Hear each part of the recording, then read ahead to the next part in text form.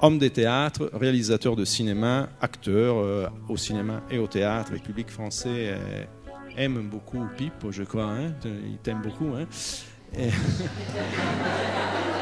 au début du spectacle, tu expliques comment il est né ce spectacle en disant que ta mère, qui était à la fin de sa vie, t'avait demandé plusieurs fois de faire un spectacle justement autour du thème de l'évangile et finalement tu as fini par céder et tu l'as fait. Jamais j'ai fait des choses comme disait ma mère. Mais là, évidemment, c'est un peu un prétexte, parce qu'elle est un peu...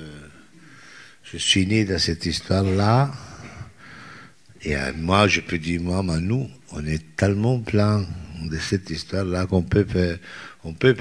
Les gens disent, je ne crois pas, mais en même temps, c'est difficile de dire, je ne crois pas. Heureusement, je pratique aussi le bouddhisme. Alors, je peux dire, après 27 ans de bouddhisme, que je peux dire, je ne crois pas en Dieu. Mais c'est une phrase que déjà le dire, tu te prends la responsabilité que tu as un peu de honte. Et quand, après 27 ans de bouddhisme, on se replonge dans l'univers chrétien, tu le regardes un peu libéré de toutes les choses qui sont les moralités, tu le regardes comme un poète.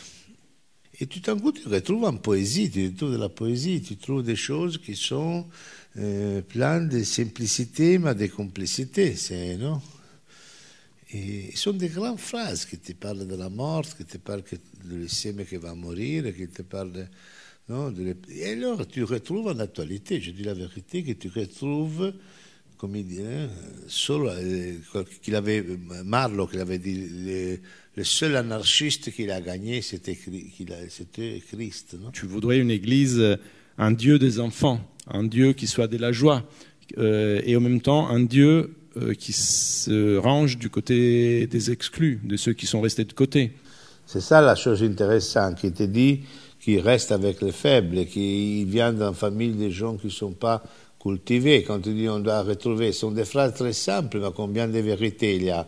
Au moment qu'il y a la fille qui jette les pierres, à la fin, dans l'Evangelo, il dit « Vai e non peccare più ». Et lui, Don Golmegno, dit, tu l'as coupé. Vai, non peccare. Oh oui, je ne peux pas dire non peccare più. Pecca, c'est beau le peccato. Non? C'est un Christo bouddhiste, je crois, que j'ai fait un peu, parce qu'à la fin, il est plus lié à la dimension de l'infini, de la vie, de quelque chose de plus grand. On peut avoir des idées, une lecture de la réalité, une lecture de l'Église, une lecture de la religion, tout ça, mais après, il faut faire un spectacle théâtral. Comment tu fais justement pour construire un spectacle à partir de cette matière? Moi, je ne commence pas jamais dans les idées. Non, l'idée vient après. Tu fais un parcours et après, quand tu as fait le parcours, tu commences à comprendre plus de choses. Effectivement, Vangelo, c'est tout un parcours maintenant. Hein. Au début, il était plus confus. Mais maintenant, c'est tout en construction, on peut dire, réellement orientale. C'est une grande chorégraphie. Seulement ça, tu peux alors être libre des dons. Mais est-ce que ça veut dire qu'il y a encore une part de spontanéité, d'improvisation? Un bon spectacle, tu le reconnais, c'est la deuxième fois, tu l'aimes plus que la première. Excuse-moi, un peu de modestie. Et c'est ça.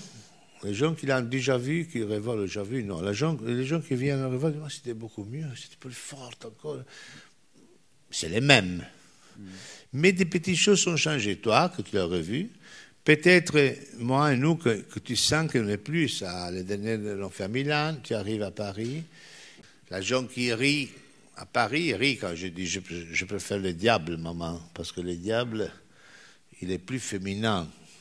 Non, le diable, il est bisexe. Alors la gens, ils rient en France parce que vous êtes libérés. Dans l'Orchidée, il y avait madame qui faisait manif pour tous. Oh là là. Catholiques ici sont incroyables. Oh là là. Mamma mia. C'est la commandante de Dieu. Mamma mia. La donne.